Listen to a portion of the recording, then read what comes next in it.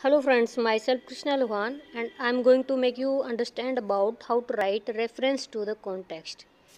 इसमें आपको सप्रसंग व्याख्या करनी है, जैसे हिंदी में वैसे इंग्लिश में करनी होती है। एक नया तरीका है, बहुत ही बेहतरीन मार्क्स आपको मिलेंगे जो कि आजकल चलन में भी है।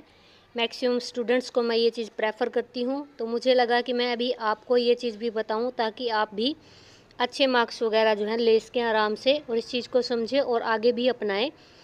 इसमें चाहे आप पोएम्स लिख रहे हैं या फिर आप जितने भी इसमें कॉन्टेक्स्ट लिखोगे, इसमें जितने आपने लिखने हैं इस हिसाब से ये पूरा का पूरा आपका RTC बोला जाता है, यानी reference to the context marking scheme होती है ये। इसमें हमें आपको कॉन्टेक्स्ट के साथ एक्सप्लेनेशन, फिर थर्ड जो कि आजकल नया ट्रेंडी है, मार्क्स अच्छे लेने के लिए कुछ न कुछ जो बेहतरीन चीज़ें सिखाई जाती हैं वो मैं आपको सिखाऊंगी। किसी भी क्लास से रिलेटेड आप हैं, 10th से लेकर स्टार्ट हो जाती हैं चीज़ें, 10th से लेकर MA तक ये चीज़ें लिखी जाती हैं जो कि मैं आपको अभी बताने जा रही हूँ। थर्ड पॉइंट इसमें जैसे कि हिंदी में विशेषता है, विशेष शैली है, साहित्यिक शैली है, वैसे ही हिंदी में इसको बोला जाता है क्रिटिकल कमेंट्स। क्रिटिकल कमेंट्स में भी वही लिखना होता है जैसे कि हिंदी में साहित्यिक शैली लिखी जाती है या साहित्यिक विशेषताएं लिखी जाती हैं, वही ऐसे ही आप इंग्लिश में लिखोगे और मार्क्स बढ़ाने का ये तरीका ही होता है। आप इसको बिल्कुल अपना लीजिए। आगे जितने भी आपको पोएम्स लिखनी है या आपको यहाँ पे जितने भी आपको ये पैसेजेस लिखने हैं, उनमें अगर आपको आ जाता है RTC मार्किंग स्कीम के अकॉर्डिंग आप अपने स्टैंजा को या फिर इसने पैरा को आप सोल्व कीजिए, तो इस तरह से आप इसको लिख सकते हो। यहाँ पे आपको मैंने एक जो पैसेज है एनवॉय से मैंने ये लिया है। Where is the lord Narayana, where is the Pandavas benefactor, the beloved of the virtuous, the delight of Devaki, O ruler of the three world, my son offended you, now my head is placed at your feet. तो ये आपको para यहाँ पे नज़र आ रहा होगा। तो इस पैरा में आप क्या करेंगे, कॉन्टेक्स्ट जैसे कि आप स्टैंजाज में भी करते हो वैसे ही आप यहाँ पे लिखोगे। कॉन्टेक्स्ट में आपको क्या 3 चीज़ें लिखनी होती हैं। सबसे पहले किस कहानी, किस पोएम से लिया गया है, इसके कवि कौन है, इसके लेखक कौन है।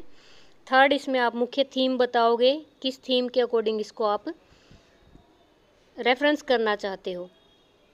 तो इसमें कॉन्टेक्स्ट आप देख रहे हैं। These 3 lines have been taken from the play the envoy written by Bhasa, यानी इसके जो भी लेखक हैं वो कौन है, भाषा हैं। Lord Krishna has come to Duryodhana with a peace proposal, यानी लॉर्ड कृष्णा आते हैं दुर्योधना के पास एक शांति के समझौते के लिए।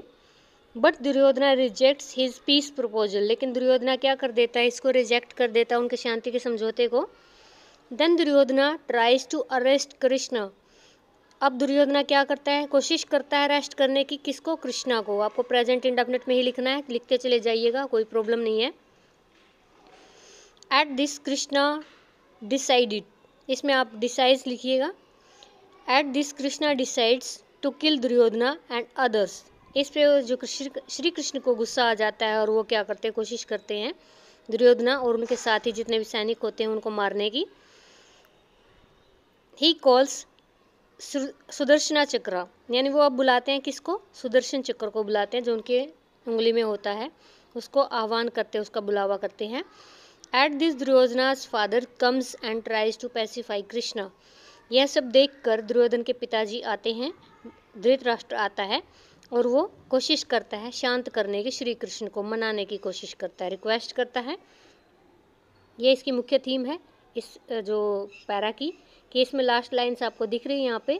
धृतराष्ट्र जो है रिक्वेस्ट करते हैं श्री कृष्णा से कि मेरा जो सर है वो आपके पैरों में है, यानी मेरी रिक्वेस्ट आप एक्सेप्ट करो और मेरे जो पुत्र हैं दुर्योधन हैं उसको आप माफ़ करो।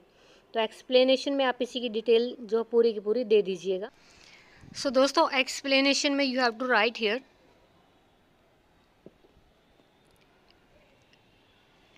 एक्सप्लेनेशन में आपको लिखना है, in these lines Duryodhana's father Dhritarashtra request Krishna to forgive his son, अपने पुत्र को माफ़ करने के लिए श्री कृष्ण से हज रिक्वेस्ट प्रार्थना करते हैं। He says that lord Krishna is Pandavas benefactor, कि वो कहते हैं श्री कृष्ण जो है पांडवों के हितैषी हैं, उनकी भलाई चाहते हैं। He is the lord of 3 worlds, वो तीनों संसारों यानी तीनों लोकों के जो हैं स्वामी हैं। He is the dear son of Devaki, और वो देवकी के पुत्र भी हैं, भतीजे, सॉरी देवकी के पुत्र हैं। He says that his son, वह कहते हैं कि जो उसका पुत्र है दुर्योधन, हैज़ एंगर्ड कृष्णा, वो कृष्णा पर गुस्सा है इस बात से कि वो फेवर करते हैं पांडवों का। He places his head at the feet of lord Krishna, वो श्री कृष्ण के चरणों में अपना सिर रखते हैं। किस लिए रखते हैं? He apologises to Krishna on the behalf of his son, वो माफ़ी मांगते हैं अपने पुत्र के बिहाफ पर, अपने पुत्र की तरफ से माफ़ी मांगते हैं श्री कृष्णा से। Thus Duryodhana's life is spread at the moment, कि इस समय क्या है कि वो दुर्योधन की लाइफ को स्पेड मीन्स छोड़ दें, बख्श दें।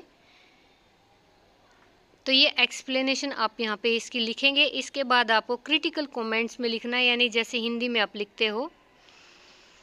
ही says to forgive his son, यानी धृतराष्ट्र जो है यहाँ पे लिखिएगा Dhritarashtra says to forgive his son, अपने पुत्र के लिए माफ़ी मांगते हैं। The power of Krishna scares Dhritarashtra, Shri Krishna की शक्तियाँ जो हैं उससे कौन डर जाता है? यहाँ पे धृतराष्ट्र हैं, उसको डरा देती हैं। इसके बाद आप आगे लिखिएगा। इसमें अब आपको बताना है अलंकार कौन सा यूज़ किया गया है। सिमिली इज़ ब्यूटीफुल यूज्ड, उपमा अलंकार का यूज़ किया गया है। Language is easy and useful for showing the meaning of para, यानी इस गद्य का अर्थ बताने के लिए साथ में जो इसकी भाषा है वो बहुत ही आसान है। सफिक्स इज़ यूज्ड, यहाँ पे जो है प्रत्यय यूज़ किए गए हैं। सफिक्स प्रत्यय होते हैं जो शब्द के बाद में जुड़ते हैं। The purpose of war between Kauravas and Pandavas has been described, यानी इसमें पर्पस बताया गया है कि क्यों जो है कौरवों और पांडवों के बीच लड़ाई हो रही है, उसका उद्देश्य और प्रपोजल किस, मतलब ये चीज़ है जो शो की गई है उसमें। इसकी जगह आप ये भी लिख सकते हो, Dhritarashtra tries to pacify Shri Krishna so that he forgive his sons, या he spares his sons life, उसके जो लड़के की लाइफ है वो बख्श दें।